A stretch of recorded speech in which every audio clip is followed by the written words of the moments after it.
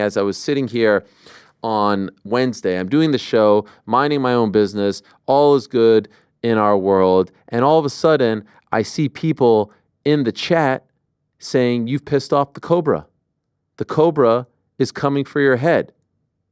You've upset the Cobra. Now, being the boxing aficionado that I am, I knew right away. Oh, the Cobra? Carl Froch? Froch on Fighting? YouTube channel that I've talked glowingly about to others? I've pissed him off? What did I say? What did he say?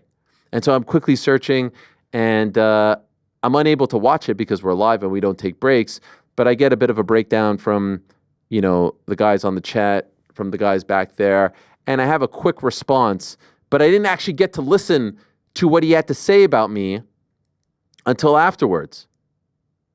And so I did listen, and I wanted to properly respond because I think he deserves that kind of respect. He made a video talking about the state of boxing and asking the question, why is boxing becoming a joke? He made this video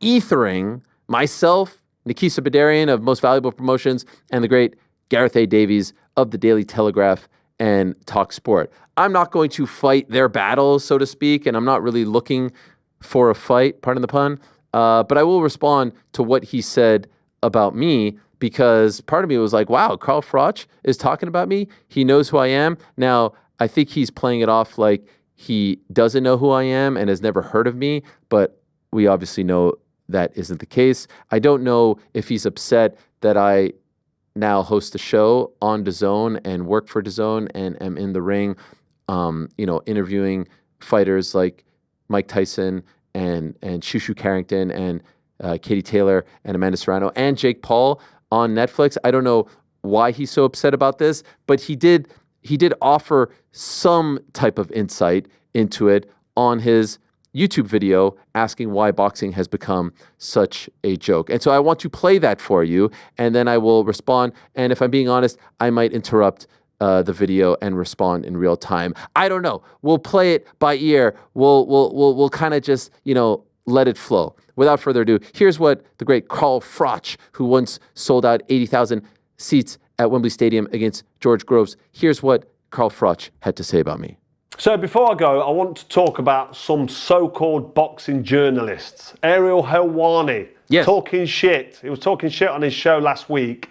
Absolute nonsense, really exposing his knowledge, his limited knowledge for the professional boxing world. Okay, pause it right there.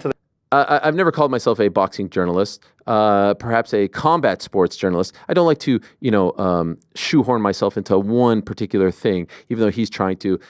He'll call me an MMA journalist in a matter of moments. You've never heard me say that. You'll never hear me say that. I don't cover the beat necessarily like a great Keith Idec does, and I haven't been doing it for 20 plus years like a Thomas Hauser or even a George Plimpton, if you will, or the great Tom Gerbasi. I would never call myself that, but I do host a show on DAZN and host a combat sports show where we talk about boxing, and we have characters like Katie Taylor and Bam Rodriguez and Boots Ennis and Todd DeBoeuf on the program. And so I think combat sports journalist is more appropriate. Nevertheless, I digress.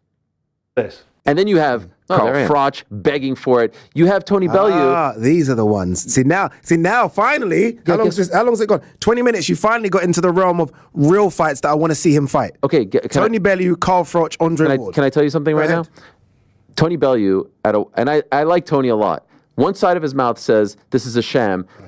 Other side of his mouth took a payday to fly from the UK to Texas to sit there for 1 minute of camera time. Okay, so let's pause right there. This is from my show with Ade, and I'm talking about the fact that a lot of these legendary older boxers who are no longer fighting, who are retired, constantly talk about the Jake Paul fights, profit off of the Jake Paul fights, whether it's commentary gigs or work on their YouTube channel, or what Tony did, which I'm not trying to blast him for it, but no one's paying you to show up in Dallas, Texas, all the way from the UK.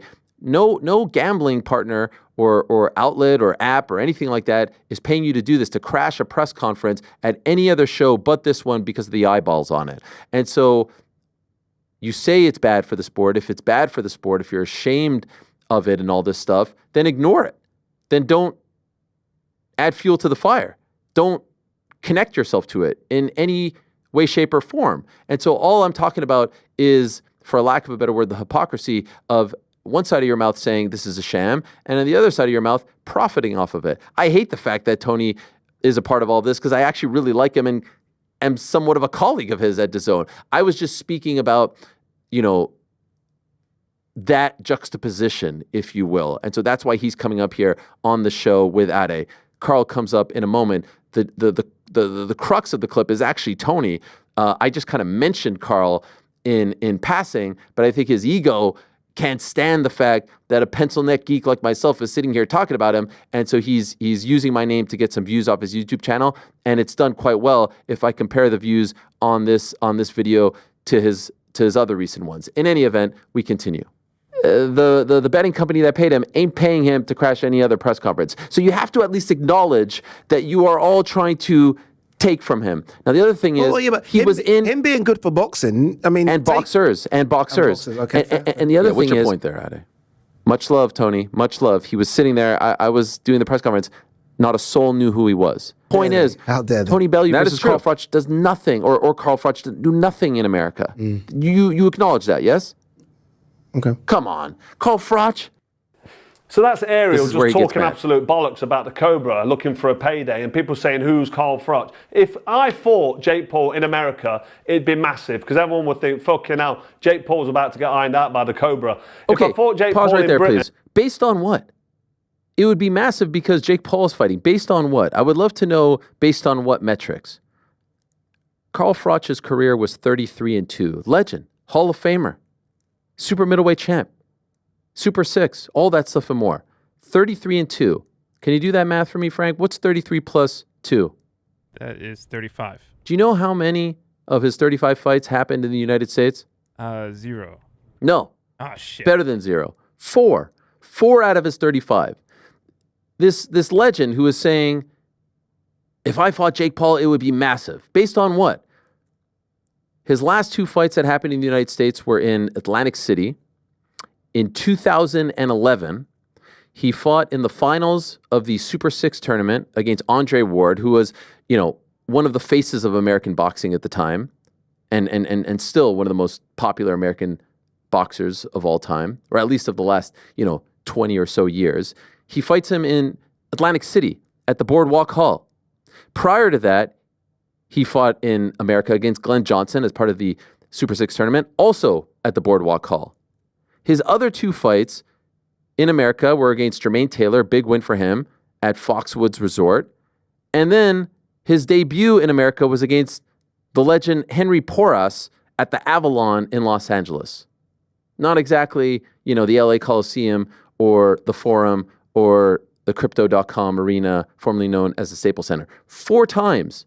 So the idea that this great American star is going to come over and grace us with his presence, I understand it may come across as a shot. It's not a shot. I'm just looking at the facts. If you were such a big star in America and people were chomping at the bit to watch you fight, you would have fought here more often. You were a big star in the UK, and there's nothing wrong with that. One could argue that boxing is more popular in the UK over the past decade or so. And by the way, the last time he fought was a decade or so in 2014, over a decade now, May of 2014, the fight against Groves at Wembley Stadium.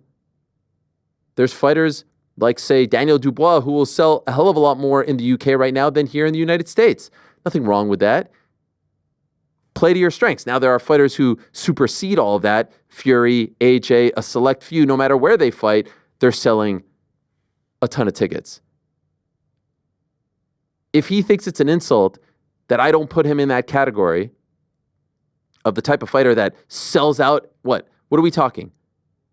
American Airlines Arena? Is he doing bigger business than Nate Diaz versus Jake Paul? Is he doing bigger business than the arena in Phoenix? Lord knows what its name is because they keep changing it every year, where he fought Anderson Silva. Is it bigger business than the Cleveland Arena, the Q, where he fought Tyron, or the Tampa Arena where he was supposed to fight Tommy Fury? I don't think so. Is it comparable? Sure. But like this idea that, oh my God, it's going to, be big box office. No, it's big box office. Like at this point, people are interested in the journey of Jake Paul. No one is sitting around in America on First Take, on ESPN Radio, on FS1 being like, you know who he should fight? Carl Froch, the Cobra. That's the one. He's the guy that's going to shut him up. I mean, could you be that? Is it possible to be that big of an egomaniac to think that you're the guy that the world is clamoring to see him fight?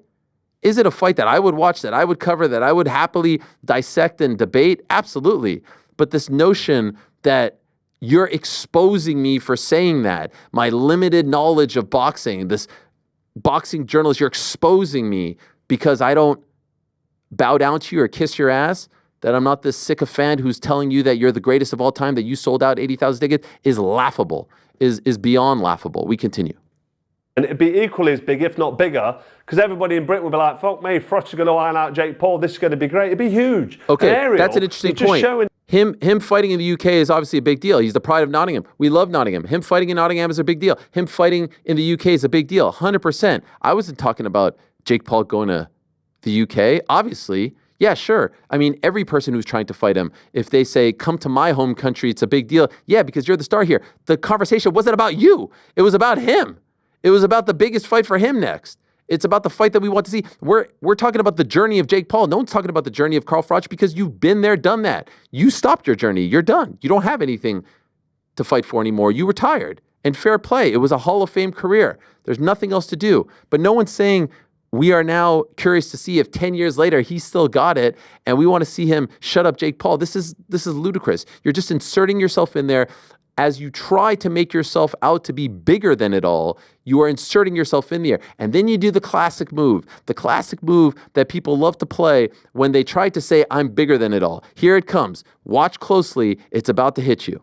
There's limited knowledge for professional boxing. Keeps repeating He's an MMA commentator or journalist. MMA journalist. Sure. He should stick to fucking MMA. I'm dipping my toe in MMA, but I'd never try and talk about any MMA fighters and be disrespectful to them because I don't know enough about them. Pause it right there. First of all, again, showing his limited knowledge because he comes from a sport where you only use one weapon. Over here, my friend, we talk about different things. We'll talk about the Olympics for the Canadian Broadcasting Corporation. We'll do bird watching stories for HBO. We'll do sit downs on pro wrestling for BT Sport. We'll do boxing for DAZN. We'll talk about anything we want here on this program. You want to put me in a box because in your mind, people can only do one thing. And by the way, I see you talking about Ilia Topuria not that long ago. No one's telling you to go back to boxing. That's not how we roll here. So this idea that I can't weigh in while claiming to be disrespectful is complete hogwash. All I'm doing is looking at the facts. You say you're a big deal in America. You fought 4 times in America and not exactly at the biggest venues. And you weren't exactly the A side. The Super 6 wasn't just about Carl Froch. It was about the Super 6. And the final certainly wasn't about him. And the other 2 events, all right, the Jermaine Taylor fight at Foxwoods, you went over to fight an American here at Foxwoods. So come on with this. How much more knowledge do I have to hit you with? Go do me a favor. Go to jerrypark.com right now. Go to jerrypark.com, the website that I launched back in 2007 when I started this journey, and type in boxing and see if I wasn't talking about, guys back then. See if I wasn't breaking down fights back then, talking about boxing. After a while, did I sort of decide, all right, I'm going to stick to one sport. But this idea that you have to stick to MMA or you have to stick to one thing, no, that's how you want to live your life. That's the kind of stuff that you subscribe to. That's the limited capabilities that you possess. I have much greater desires and aspirations. I want to do more. I don't think that, and by the way, Howard Cosell did Monday Night Football, Monday Night Baseball, and boxing. Would I ever compare himself to him? No. But the point is, you could do more than one thing. You could do more than one thing. So this idea, stick to MMA. Why? Because you said so?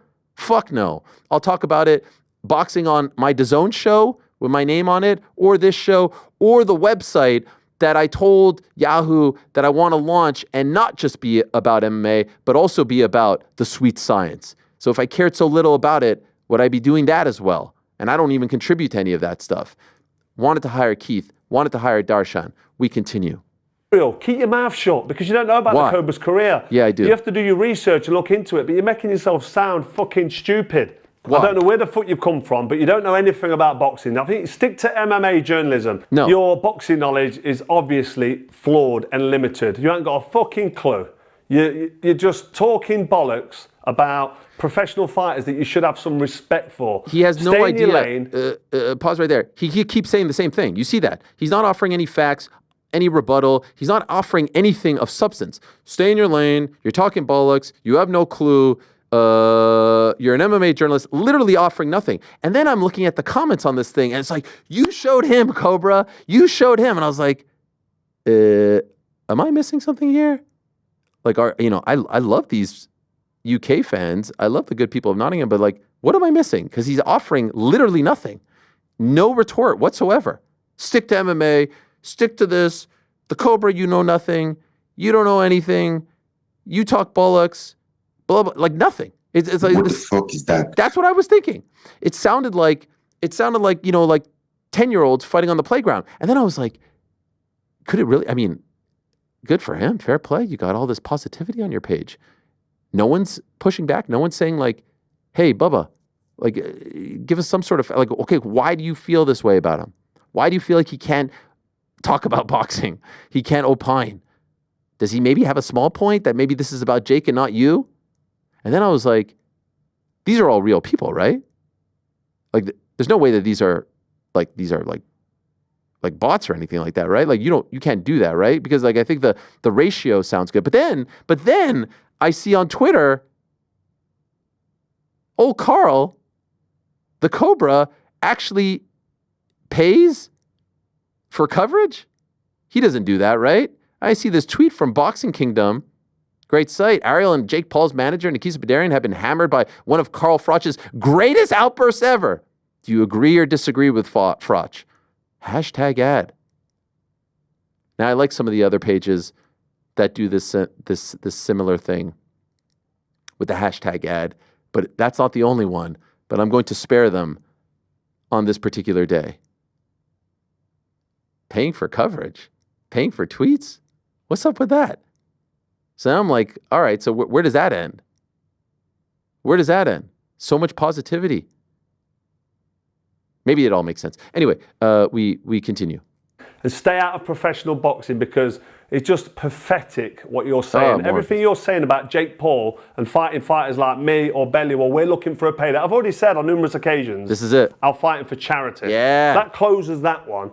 Fuck all about boxing, mate. Go on, piss off. Go on, piss off. You told me, Cobra. There it is. There's the rub, the charity line. And so when he tweeted this nice little edited video of me and about me and Nikisa and Gareth, he put in that little part there about the charity. That's where they get you. Everyone goes that route. And so my response was, all right, which charity? And when you're talking charity, are you going to make $0 off of this? $0. Not a penny. Not a single cent. Not what do they say? Not a pound. What is the type of currency they say? What do they say? A quid, not a quid, nothing like that, right? $0. You will make, and you're saying charity and with one hand tied behind your back. You said that, right? No fucking way. You're not going to make a cent. And so I asked them, which charity? No response. And I asked, is it going to be 100% of all earnings, sponsorship, everything, 0, all to charity? No response. That's where they get you. I can assure you, it's not all going to charity. Come on, we're doing this all for charity. And speaking of no response, how I wanted to have this play out was I wanted to have Carl Froch on the show. Let's talk it out. And as you remember me saying last week, I said I would happily fly him in to have him in studio, face to face, we talk it out. Because people like to say, oh, Ariel, you only like to talk behind the microphone, which is insanity. I host a show sitting behind a microphone. I'm out and about as much as I possibly can and have been, and have told you countless stories you maybe knew about people who have had issues with me, and I've gone straight to them to try to sort them out. Cerrone, Bilal, Ben Askren, etc. Face to face, mano a mano. I'm not trying to fight any of these people. I know they could kick my ass. This notion that having a disagreement or a debate with a fighter means that I think that I could beat them shows your limited knowledge of society and our place in it. I know they could kill me. I'm aware. That's not what this is about. This is a different type of debate. And so I invited him to come in. No response. And then I found someone who knows him And I asked, hey, would you like to come on the show via Zoom? And I said that you could even profit off of it, if that's what you're worried about, the views, and we could simulcast this. We could simulcast it on your YouTube channel, live. So if your fans want to watch it on your channel and you get all the views, we could do that. We'll set it up. It'll air live on your channel and it will air live on my channel. So it's equal playing field. The response that I got, you guys know what the response was? I'm going to guess that it was a no. Was there a no thank you? The response was,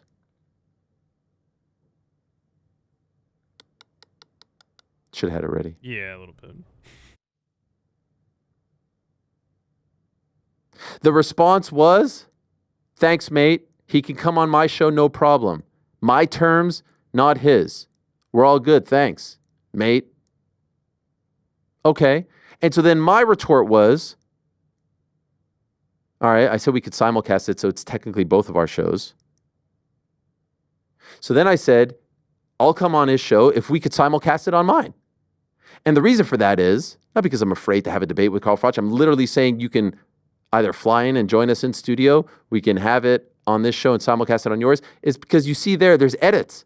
So I'm going to go on his show and he's going to edit it up. I want it live. That's how we do it around here. We do live, so we can't hide.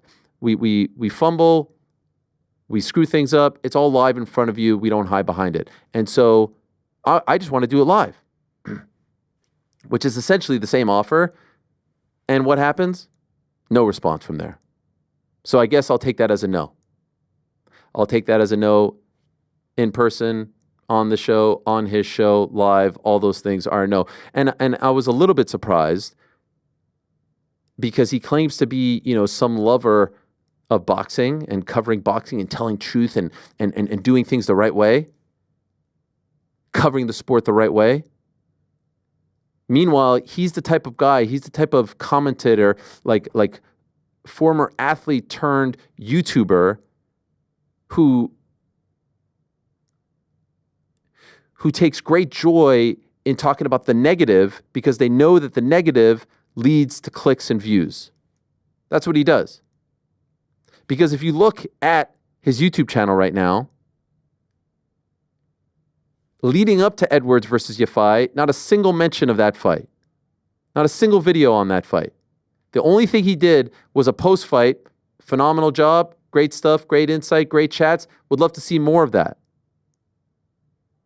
He was there at the fight. Maybe he went because I said, hey, where's the coverage? I noted, where's the coverage? Because he says, I'm not a boxing journalist. Meanwhile, we've talked about Boots Ennis. We've talked about Bam. We've talked about Queensberry going to DAZN and Eddie Hearn. And we had George Kambosos on with Ade and I have a show with Ade on DAZN. And we had Katie Taylor and we had Nikisa on and on and on and on and on it goes. Meanwhile, you look prior to Saturday night, the previous video, 5 of the last 6 were about Jake Paul. 5 of his last 6 videos were about Jake Paul. The one that wasn't was about the George Groves fight. Hanging on to the glory days. Why is boxing becoming a joke? Myself, Gareth, Nikisa, George Groves. Payday, I'll fight Jake Paul for charity. Paul Tyson reaction. Carl Froch and Joe Egan. Preview. Tyson Paul. This fight is a disgrace. Carl Froch on Mike Tyson. And then it's his other favorite. And those are the 5 out of the 6. Then it's an Anthony Joshua one. And then it's a Fury Usyk. We get a nice little Jack Catterall interview in there. And then it's more on Joshua. And then it's firing back at Eddie Hearn. Reaction to Better BF Bivol and stuff like that. But where's the it's more AJ. This guy is saying that I don't cover boxing. Where's Bam Rodriguez? Where's Naoya Inoue? Where are those guys? Where's that chat? Where are those breakdowns? They've fought in the last few months. Where's Boots Ennis? Where's all that stuff? Where's Keyshawn Davis? Where is all of that? None of it. None of it there. And so he can claim to be above it all, but again, just as I was saying about the payday with the gambling, profiting off of it. Realizing that this clicks. So instead of being, I'm going to be above this and I'm not going to talk about it, no, what I'm going to do is I'm going to say everyone's a joke and everyone's a fraud and everyone doesn't know what they're talking about, but I do because I'm the Cobra and I sold out 80,000 at Wembley Stadium. But I'm going to talk about it on and on and on. He secretly wants this to continue. He wants this to be a thing so it could build up his YouTube channel. It's the same old story. Everyone does it. They claim to be above it, but they talk about it. They don't talk about the actual, DNA of the sport, the fabric of the sport. They do nothing to actually promote the sport that they care to love so much about. They feed off of the negativity surrounding the sport and then these hot topics that click. Now, say what you will about us. We talk about it all, but I'd like to think that we talk about everything. We talk about the up-and-comers. We talk about the mid-tier players, the mid-carders, the future champions, the champions. We talk about it all. And that, I'm not even talking about MMA here, because of course, that's a thing. Whether you want to say it or not, and if you don't want to say it, that's a bold-faced lie. I'd say we do a pretty darn good job of doing it on this program. And I'm just talking about the last 2 months, having Zhile Zhang in studio, having Sky Nicholson in studio. And I'm talking about all the other people that have joined us over the past, 3 years since I left. Fighters from Top Rank, from Queensberry, from Matchroom. We'll talk a little bit about the Misfit stuff. We'll talk a little bit about the MVP stuff. We'll have Oscar on. We'll have Haney on. We'll have Ryan Garcia on. Just last week it was Ryan. Was it not? Yeah, it was last week. We'll have Tank on. We'll have all these people on. From PBC all the way down. In fact, I was complaining before about the wrestling stuff. The boxing guys love us because we talk so much about them. Because there are people who should be talking about them, but just focus on this stuff while claiming to be above it all. So spare me, my friend. Spare me. All right? You want to try to discredit me? You feel, I don't know, threatened. You feel bothered that the quote unquote MMA guy who's talked about wanting to work at HBO Boxing in 2003 as an intern solely because of his love of boxing, who talked about going to Arturo Gatti fights in Montreal, who talked about Otis Grant and Howard Grant back in the day in the 90s in Montreal, who talked about, the Lemieux of the world. And the Davey Hiltons of the world in the Montreal fight scene. That's what I grew up with. The Casino de Montreal shows. Spare me this nonsense. You don't know shit about me.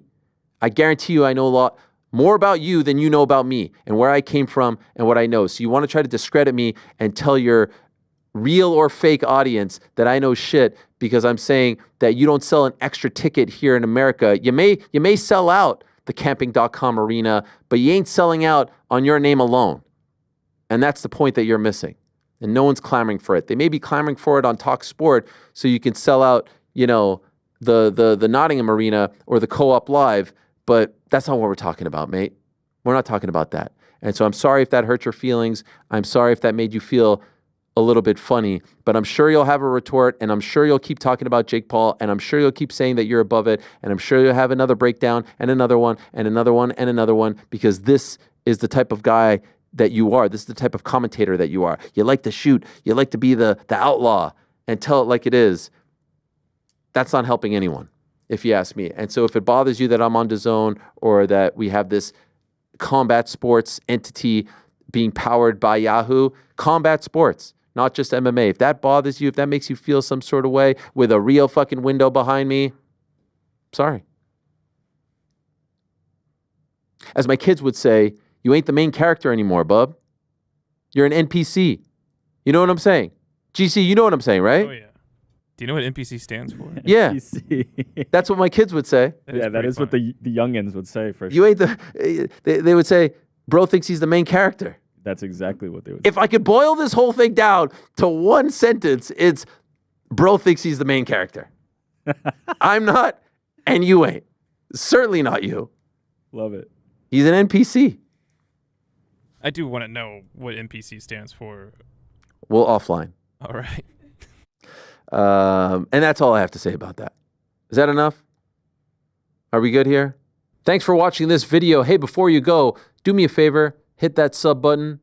Give us a thumbs up. Hit the little bell thingy as well. Leave us a nice comment or two. We appreciate you all very much.